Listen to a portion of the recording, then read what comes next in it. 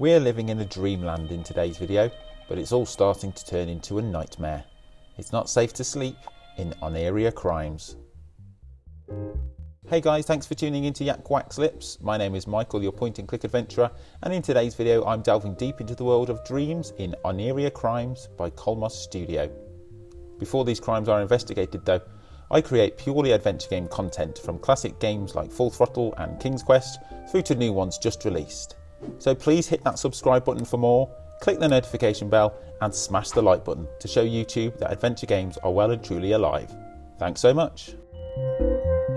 The world of Oniria Crimes is a deeply complex one.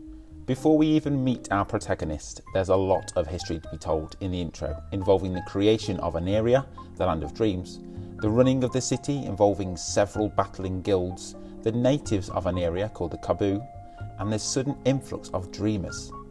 The city is run by Tiberius of the Triple Star Guild and has been since the start. However, with the increase in population due to a new method of entering Onaria called the lava method, and the tension between both the natives and other guilds growing daily, the first elections have been called. You got all that? Good. So put a cherry on the cake, there's a criminal on the loose trying to break the slim peace between the differing guilds, essentially causing more violence to rock the leadership of Tiberius and undermine the whole bloody lot. And here is where we step in. We play as Torres, a new recruit to the Rounders, who are an independent unit, not affiliated to any guild, who investigate all that's unjust and unlawful in Onaria. Kind of like a dream police, which in my mind is a way better name. So here we are at a murder scene. The scene is simply a small room with a few things in, and we've got to figure out who done it. Together with our not really a partner Santos, the room needs to be groomed with a fine tooth comb, but not with fingerprint dust and CSI style jump cuts, but by talking to it.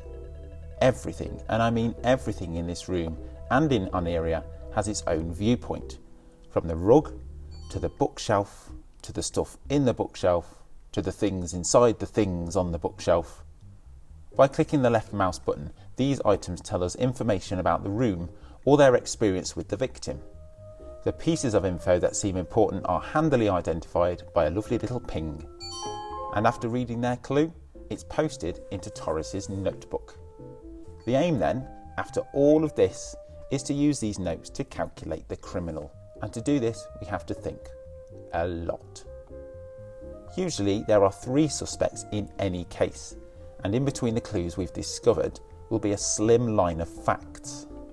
Out of the 6 or so clues per suspect, we have to pick 2 and decide, do these 2 clues make them innocent or guilty? And after all that, we click the little arrest icon and boom, job's done. Unless that is, we've got it wrong, in which case we have to look at it again. And you know what? I loved it. Every pixel of it.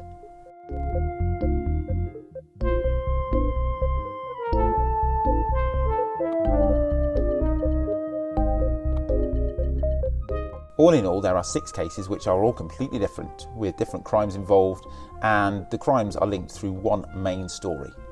But under the large story, there are several smaller stories about the guilds and how they work together or against each other.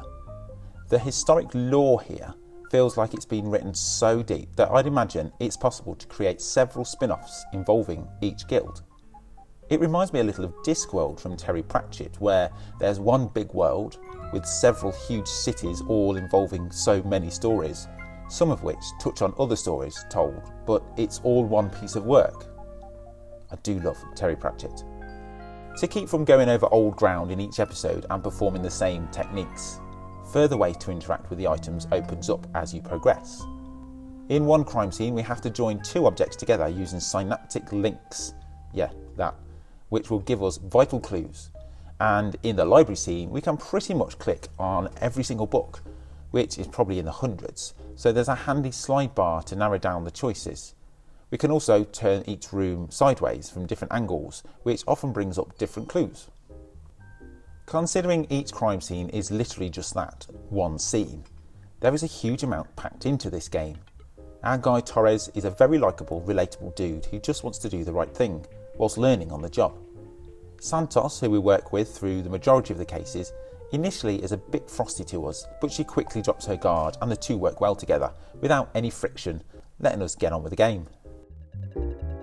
Graphically, it's basically pixels, cubes, voxels, whatever you like to call it, and it's all built wonderfully in vibrant colours that make up the world of Onaria.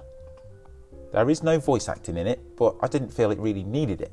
And as for the music, it's fine, it's minimal with barely a tune in it, but it helps keep the focus on the visuals and the story. There are a few frustrations in here though.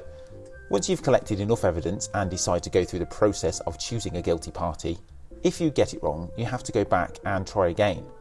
Except it takes ages for it to get there. It restarts the whole scene, including the intro, so even after pressing escape to skip it, it takes a little bit too long for me. A few puzzles also left me a little perplexed. Thankfully, you don't necessarily have to work through everything in a room to get what you want. I had to leave some puzzles that were simply too difficult for me. In hindsight, there's also one puzzle in particular where you need to use your phone, and so if you don't have it with you, I guess you couldn't move the story forward. This part of the game and the way it's utilised is super cool, but I do think there needs to be a workaround, just in case you haven't got your phone with you. I can't specify exactly why you need your phone, as that will give it away, but just make sure it's charged and nearby. Essentially though, these didn't stop me from thoroughly enjoying the game, and the story told over the 6 cases was very strong. Oniria Crimes is a complex, blocky, political plot-driven victory, and it's in my highly recommended pile of games out in 2020. It's out right now over on Steam, and I'll leave a link in the description to get it. Thanks for watching my review of Oniria Crimes. It'd be amazing if you hit subscribe and like this video, and why not check out more new adventure games with my weekly show Trailer Talk, where I look at 3 upcoming adventure games each week. Be sure to tell me your thoughts on Oniria Crimes, and until next time, sweet dreams. Take care.